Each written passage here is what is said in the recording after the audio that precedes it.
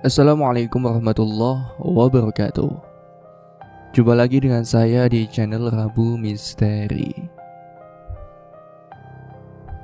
Seperti biasanya, pada kesempatan kali ini saya akan membagikan sebuah kisah. Kisah kali ini berjudul Desa Gondo Mayit. Cerita ini ditulis oleh Simple Man. Dan bagi teman-teman semua yang ingin langsung membaca karya-karya dari Simple Man, bisa langsung kunjungi ke sebuah link yang sudah Mimin sisipkan di kolom deskripsi video ini.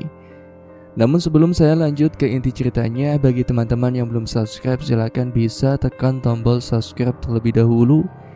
Dan jangan lupa aktifkan lonceng notifikasinya agar tidak ketinggalan update video terbaru dari kami. Untuk itu langsung saja, tanpa perlu berlama-lama lagi.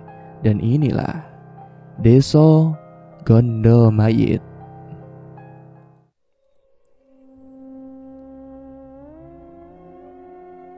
Malam ini izinkan gue memulai sebuah cerita. Sebuah cerita yang pernah diceritakan oleh seseorang. Seseorang yang menurut gue spesial. Karena gue udah kenal dia lama. Lama sekali. Meskipun gak pernah satu sekolah, satu kampus, satu pekerjaan, tapi gue udah nganggep dia abang kandung. Udah lama saya ingat gue buat main ke kota pahlawan ini, salah satu kota yang jadi saksi perjuangan gue dulu buat nyari kerja serabutan. Dan hari ini, gue balik lagi ke kota ini buat ketemu seseorang. Seseorang yang gak tahu kenapa selalu bikin gue kangen. Kangen wejangan-wejangan beliau. Namanya adalah Mas Damar. Ngomongin soal Mas Damar, gue jadi ingat sebuah cerita di mana beliau menceritakan salah satu cerita pengalaman beliau yang menurut gue itu menarik sekali. Terlepas dengan sebegitu ngerinya cerita ini, tetap saja cerita ini adalah cerita yang selalu gue ingat. Cerita tentang Desa Gondo Mayit. Desa Edan, kata Mas Damar. Matanya masih menatap ke sana kemari seolah peristiwa itu membekas di ingatannya. Gila gimana Kang? Gue bertanya dengan penasarannya. Ya poga edan, bendino ono ae sing mati. Nek gak mati, carane tondo balak. Bagaimana tidak gila?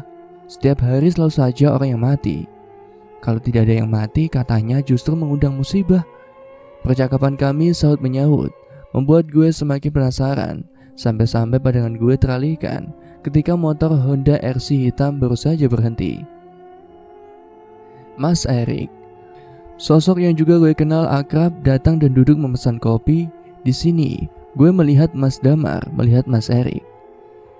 Rik, iki lo, cerita sing awakmu mbek aku zaman kuliah biyen, sing nyasar kok Desa Gondo Mayit. Wajah tenang Mas Erik tiba-tiba berubah, mengisyaratkan ketidakenakan. Dan gue bisa menangkap raut ngeri itu dari alisnya. Cek diiling-iling ae to, wes to, lali ke ae. Mendengar itu, gue pun langsung memohon. Sejujurnya gue paling suka mendengar cerita-cerita seperti ini. Toh gue udah gak asing lagi dengan hal-hal seperti ini. Awalnya Mas Erik tanpa ogah menceritakan, berbekal bujukan bahwa gue yang akan bayar kopi ditambah rokok untuk cerita ini. Gue pun menyanggupi. Disinilah gue melihat Mas Erik menunjukkan sesuatu arah utara dari kota pahlawan. Kamu tahu daerah Tengga? Yang sebelah selatan Gunung P. Aku mengangguk. Yo, kok ning kono kuwi desane? Di sanalah desa ini berada. Dan disinilah cerita ini dimulai. Mas Damar baru saja ditunjuk untuk menjadi ketua Mapala periode tahun 2011-2012 di sebuah universitas ternama di kota itu. Salah satu universitas yang cukup dikenal di kota ini. Menjabat sebagai ketua pada semester 6 bukanlah hal bijak. Terlebih ketika ada agenda bahwa bulan Juli akan ada proyek untuk mendaki puncak Mahameru, di mana 4 universitas bersama Mapala mereka akan bergabung. Di sinilah Mas Damar membuat satu acara dadakan untuk mempersiapkan kesanggupan tim mereka pada bulan Juli. Tetapi tak satu pun anggota sanggup karena bertepatan dengan UTS. Karena minimnya persiapan, Mas Damar pun berinisiatif untuk melanjutkan agendanya, meski bila harus seorang diri. Mas Erik Ketua Mapala sebelumnya pun akhirnya ikut bergabung, karena toh ini untuk nama universitas mereka, dan disinilah mereka dapat satu tempat yang dirasa cocok. Alaste, salah satu tempat untuk melatih stamina karena medannya yang menanjak dan juga tempat terbaik untuk mendapatkan momen di mana suhu tempat ini nyaris seperti suhu di puncak Mahameru. Sebelum Mas Damar dan Mas Erik tahu apa yang sudah menunggu mereka di sana. Persiapan sudah dilakukan 1 minggu sebelumnya. Mulai dari izin untuk mendaki sekaligus menyisir tempat yang akan dijadikan tujuan pendakian ini. Meski jalur yang akan dituju Mas Damar dan Erik bukan jalur pendakian pada umumnya, namun Mas Damar meyakinkan Mas Erik. Perjalanan 6 jam terasa singkat. Lebih dari hari yang semakin petang, Mas Damar masih memeriksa semuanya. Kompas yang selalu dibangga-banggakan pun tak luput dari genggamannya. Mobil mereka berhenti di salah satu pos yang sudah tidak asing bagi mereka. Anehnya, malam itu tidak ada satupun yang berjaga. Harusnya ada 1 atau 2 penjaga, karena meskipun ini bukan jalur pendakian resmi, ini adalah jalur yang seringkali ramai pengunjung, karena tempat ini adalah satu tempat objek wisata yang terkenal. Menunggu, setidaknya itu yang dilakukan oleh Mas Damar, karena bagaimanapun laporan itu penting, terutama untuk menghindarkan dari hal-hal yang tidak diinginkan. Namun 1 jam 2 jam berlalu dan masih belum ada satu batang hidung pun yang muncul. Hal itu membuat Mas Erik gusar. Wes, ngene ae lo Mar. Tinggalan KTP ini kok kini. Tulisan pesan bahwa kita sudah melaporkan. Toh gak ono sing ero sampai kapan petugasnya gak ono kan? Ucap Mas Erik. Bimbang, itulah yang Mas Damar pikirkan. Bukan sekali 2 kali hal ini terjadi. Namun yang Mas Dharma ingat, hal-hal seperti ini biasanya diiringi dengan petaka yang buruk di langkah selanjutnya. Namun Erik benar, tidak ada yang tahu kapan petugas itu akan kembali. Nekat, Mas Damar dan Mas Erik pun akhirnya melangkah masuk ke dalam hutan, bersiap untuk menyambut penghuni yang sudah menunggu mereka. Jam menunjukkan pukul 8 malam, seharusnya jalanan belum segelap itu, apalagi jalurnya sendiri masih tidak seberapa jauh dari pos pertama. Tapi malam itu lain, jalur itu lebih gelap dari seharusnya. Yang lebih aneh lagi, tidak terdengar satupun binatang malam di sekitar sana. Medannya memang menanjak, seperti bukit setapak yang bila ditelusuri lebih tinggi, namun masih bisa ditempuh dengan santai. Di sini Erik yang memulainya. Cari mbahku Dam, nek gak ono suara, biasanya ono memedi. Kalau kata mbahku, kalau nggak ada suara, biasanya ada hantu. Hus, jogo lambemu cok, gak apik ngomong ono. Jangan begitu, tidak baik ngomong begitu, kata Damar. Ada yang membuat Damar sedari tadi tidak tenang. Berjalan di belakang Erik, seharusnya tidak ada lagi siapapun di belakang. Namun bulu kuduknya berdiri sedari tadi. Bukan kali pertama Damar merasakan ini. Selama dia mendaki gunung dan masuk ke hutan-hutan seperti ini, bulu kuduk atau leher meremang sudah menjadi makanan sehari-hari. Namun perasaan ini berbeda, seolah-olah yang ini jauh lebih mengintimidasi. Namun Erik tak merasakan apapun. Melihat Erik membuka jalan dengan parang di tangannya, setidaknya memberi ketenangan pada Damar. Sampai ia akhirnya mendengar suara lain. Damar berhenti, disusul Erik. Rik, panggilnya. Erik mendekat, menatap Damar yang leluasa, mencari-cari pandang. Opo? Pitek. Erik mengulangi. Krungu anak suara pitek. Erik diam, mencoba mencuri dengar apa yang Dharma dengar. Namun Erik menegaskan bahwa tidak ada suara apapun kecuali angin yang berhembus di sela dedaunan. Mana nggak ada kok. Mereka berpandangan untuk sepersekian detik, kemudian melangkah cepat-cepat. Ada hal-hal yang tidak sepatutnya diucapkan atau didengarkan. Salah satunya adalah suara ayam. Mendengar suara ayam seperti bertanda sial bagi siapapun yang mendengarnya, terlebih di tempat ini. Damar dan Erik memikirkan hal yang sama. Kuntilanak. Meski kalimat itu tidak diucapkan, namun mereka sama-sama mengerti satu sama lain. Yang menjadi pertanyaannya adalah suara ayam yang didengar Damar atau tidak didengar Erik menegaskan sesuatu. Salah satu dari mereka sudah disawang atau diincar sedari tadi. Degup jantung dan suara napas terengah-engah menegaskan bahwa mereka sudah berjalan lebih jauh. Berpikir bahwa mereka sudah aman, Eriklah yang kemudian mengatakannya. Jancok, ambu sembujo, sialan, bau bunga sembujo. Mereka bertukar tatap. Tidak ada yang mengerti Erik seperti Damar.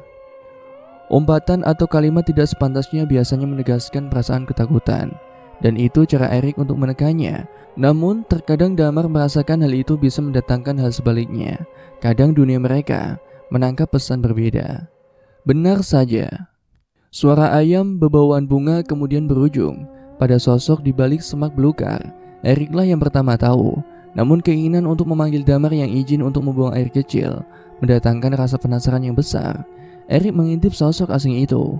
Sosoknya tinggi, setinggi Erik. Ia berdiri di bawah pohon rindang, berdiri begitu saja, mengenakan baju yang terlihat seperti kain. Warnanya mencolok dengan kegelapan hutan, putih. Erik terus melihatnya, tatapannya terkunci pada kepalanya yang sedari tadi tergedek ke kiri dan kanan. Setelah beberapa saat, barulah Erik mengerti. Kepalanya tergedek bukan karena tanpa sebab, melainkan tepat di lehernya. Rupanya menahan berat kepalanya, apalagi bila lehernya patah saat itu. Erik sadar, sedari tadi ia melihat sosok kuntilanak yang sering ia dengar ada di hutan. Umumnya memang sering terdengar kabar bahwa penghuni atau kasarnya penunggu-penunggu di dalam hutan adalah korban-korban kecelakaan atau bencana-bencana yang tidak umum. Kini setelah melihatnya dengan mata kepala sendiri, Erik akhirnya tahu bahwa mereka memang nyata. Damar sudah kembali, mereka pun melanjutkan perjalanan. Rencananya sendiri, mereka harus sudah menempuh setengah dari jalur pendakian yang menurut Damar bila dilihat dari lama jam mereka berjalan tidak jauh lagi. Erik lebih sering diam. Hal ini membuat Damar penasaran. Asap rokok mencoba mencairkan suasana, namun Erik lebih memilih diam. Sesekali dia mencuri pandang ke belakang yang jelas-jelas tidak ada siapapun kecuali Damar. "Ana apa, Rik?" Gak ada apa-apa. Damar tahu Erik sedang berbohong. Barulah ketika sampai di tanah lapang yang artinya pos 2 atau tempat yang biasa digunakan sebagai penakaran satwa sudah dekat, Erik baru membuka suara. "Ana kuntilanak, Dam." Kaget, namun Damar tidak mencoba menanggapi. Ia hanya melihat Erik lebih pucat. Seteguk air dalam botol setidaknya mampu menenangkan Erik. Setelah dirasa cukup dan Erik menjadi lebih tenang, seusai cerita bagaimana ia melihat makhluk itu, Damar yang sekarang memimpin. Disinilah keanehan itu terjadi. Pos yang seharusnya tidak jauh dari tanah lapang itu tidak ada. Hampir jam 2 malam. Damar dan Erik hanya berada di area itu dan itu terus. Hal ini membuat mereka akhirnya berpikir buat penginapan di sana. Terlepas dari apa yang mereka alami malam ini, mereka memutuskan pasrah sampai terdengar suara langkah kaki menghentak. Dan sontak mereka terjaga. Diikutilah suara ramai itu. Di sanalah Erik dan Damar melihatnya. Orang-orang berjalan berjajaran, seolah ada sesuatu yang sedang mereka kerjakan.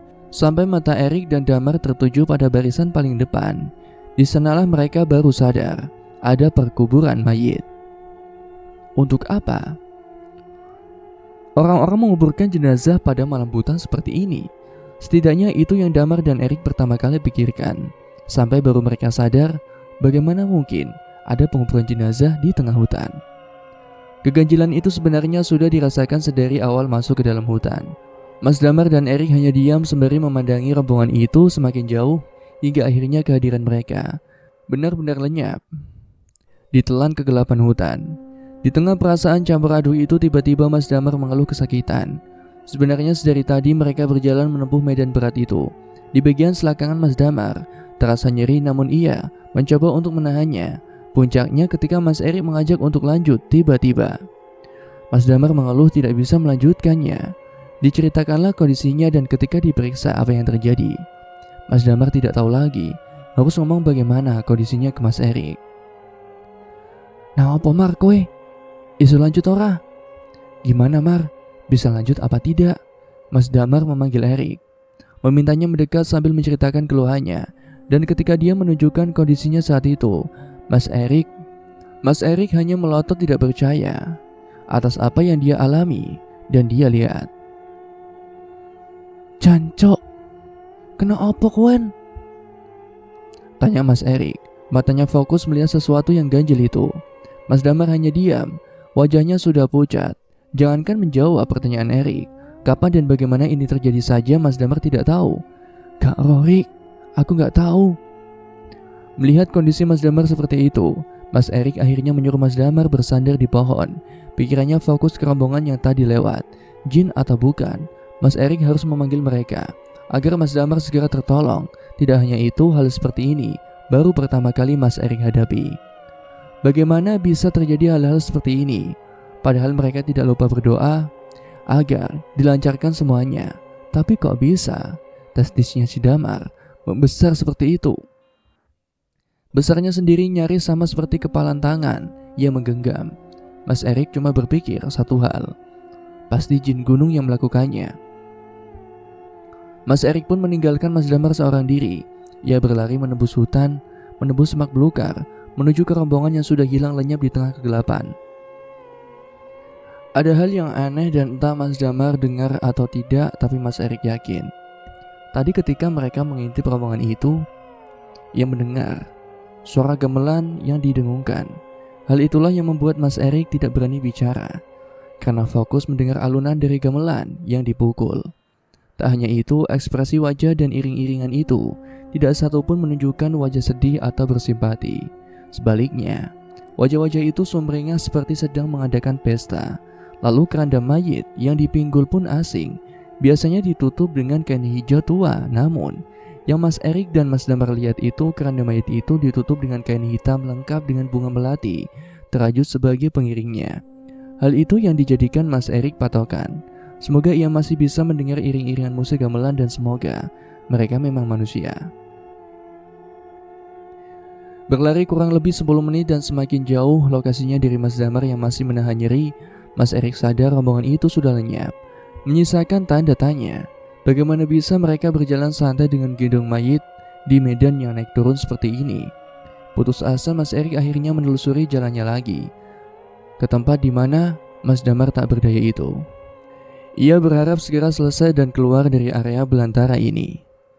Rupanya ketika kembali, Mas Erik kaget saat di hadapannya Mas Damar tidak sendirian. Di depannya ada nenek-nenek tua. Di punggungnya ia memanggul kayu bakar terlihat dari jauh. Mas Damar tampak mengobrol dengan sosok asing itu, membuat Mas Erik bertanya-tanya, ragu lalu mendekat. Saat itulah baru diketahui nenek itu adalah warga lokal. Ia tinggal di desa tidak jauh dari tempat mereka berada. Nenek itu menawarkan tempat persinggahan, sekaligus memberitahu bila apa yang terjadi pada Mas Damar akibat dari weltuk. "Nopo niku?" tanya Erik. Disitulah si nenek yang mengaku bisa menyembuhkan Mas Damar bercerita. Weltuk itu adalah demit atau lelembut, penunggu sungai yang marah sama Mas Damar karena tanpa sengaja Mas Damar sudah mengencinginya. Akibat Mas Damar diselentek atau dikeplak area kemaluannya itu. Ragu dan khawatir awalnya ketika si nenek yang dipanggil Mbah Dok itu menawarkan Mas Erik dan Mas Damar untuk mengikutinya ke desa tempat tinggalnya. Tapi karena keadaan saat itu benar-benar darurat, memaksa Mas Erik akhirnya setuju. Diboponglah Mas Damar dengan kondisi itu. Selama perjalanan si nenek bercerita banyak hal. Salah satunya mengatakan permisi kalau mau buang hajat atau apapun. Mereka tidak terlihat, bukan tentu tidak ada. Meskipun hanya sekedar izin dengan suara berbisik pun mereka bisa mendengarnya. Termasuk Wanggul yang sekarang mengikuti Mas Erik. Kaget, Mas Erik kemudian bertanya dengan muka ngeri, "Wanggul apa, Mbah?" Si nenek berhenti, melihat jauh ke belakang. Di sana ia menunjuk. "Hantu wanita yang mati karena kecelakaan. Lehernya patah dan dari tadi dia itu ngikutin kamu. Wangi apa yang kamu cium?" Mas Erik pun mengatakan, "Sembujo, Nek." Si nenek mengangguk. "Rapopo nek sembujo, urung ambu batang ya kan? Nek iku baru bahaya." "Tidak apa-apa kalau bau sembujo, baru kalau bau bangkai, nah itu berbahaya," kata nenek seperti itu. Sebenarnya kata Mas Erik, bahasanya si nenek ini Jawa halus, tapi karena gue gak bisa pakai bahasa Jawa halus, pakai bahasa Surabayanan aja ya, mohon maaf. "Terus, ya nopo Mbah, sampai kapan kulo bakal dituti?" "Lalu bagaimana Mbah, sampai kapan saya akan diikuti?" "Bar engkau ngeleh dewe, "Biarkan saja," katanya, "nanti juga pergi sendiri," kata si Mbah seperti itu. Benar rupanya, Di depan terlihat sebuah desa, namun desanya ini tidak terlalu besar. Rumah-rumahnya terbuat dari anyaman bambu, pokoknya sangat jauh berbeda dengan kondisi rumah zaman sekarang yang dibangun dengan bata dan semen. Tepat di sudut rumah paling ujung, gentingnya terbuat dari ranting dengan ditutup daun kelapa kering. Simba mempersilahkan masuk. Turakno kono sik kancamu. Simba menyuruh untuk menidurkan temanku di situ. Simba masuk ke ruangan dalam, sedangkan Mas Erik dan Damar tinggal di teras rumah. Ada bangku besar untuk merebahkan badan Mas Damar. Mas Erik masih gak habis pikir hanya karena kencing bisa seperti ini. Selidik demi selidik, Mas Erik melihat ke sana kemari, tatapannya menyapu dari rumah ujung ke ujung. Hanya ada 13 atau kurang rumah di sini, dan sebelumnya ia tidak pernah dengar di daerah ini ada desa. Namun tengah malam seperti ini, desa ini sunyi dan sepi, cukup membuatnya ngeri. Simba keluar, di tangannya ada kendi. Ngombe iki, terus pas ngombe ngadep kidul, ben penyakitnya minggat ning kidul yo le. Simba menyuruh Mas Damar untuk meminum dengan menghadap ke selatan, biar penyakitnya pergi, kata Simba seperti itu. Berusaha keras berdiri, Mas Damar menenggak air itu. Saiki mlebu ae ning omah. Aja metu sik. Ben pala sadok ning alih dhisik. Simba menyuruhnya masuk ke rumah dan jangan keluar dulu biar bencananya bisa pergi. Mas Erik tidak paham maksud Simba saat mengatakan balasado. Namun Mas Erik mengiyakan tawaran itu. Kali ini mereka yakin Mbah yang menolong mereka mungkin memang manusia. Di dalam rumah persis seperti yang dibayangkan Mas Erik. Rumah desa yang benar-benar seperti pedalaman. Tidak mungkin ada listrik, bahkan peralatannya semuanya benar-benar lawas. Mas Damar sudah tertidur lelap setelah dipersilakan untuk istirahat. Saat itulah kaget bukan main. Mas Erik mendengar suara gamelan itu.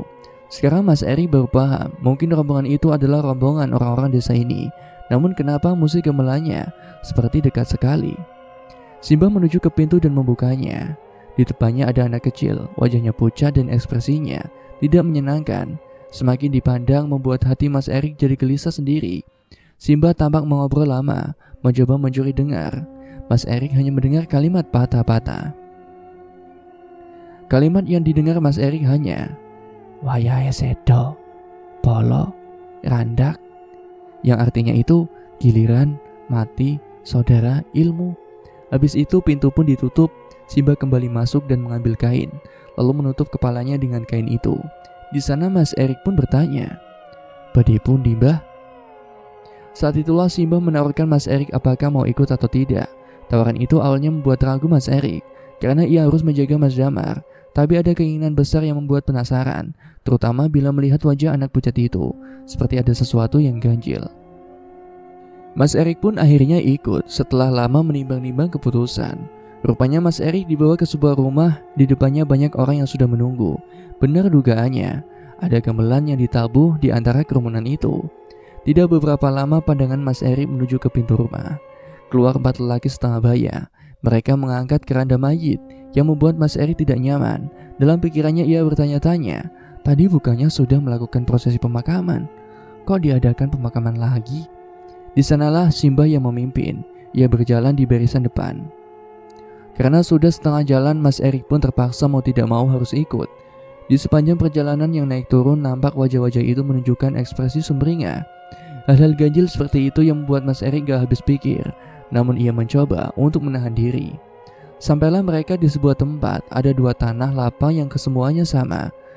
Pemakaman kembar. Setidaknya itu yang terlihat. Si mayat sudah diturunkan dan ketika keranda dibuka, Mas Erik hanya diam bengong melihat siapa yang akan dimakamkan hari ini.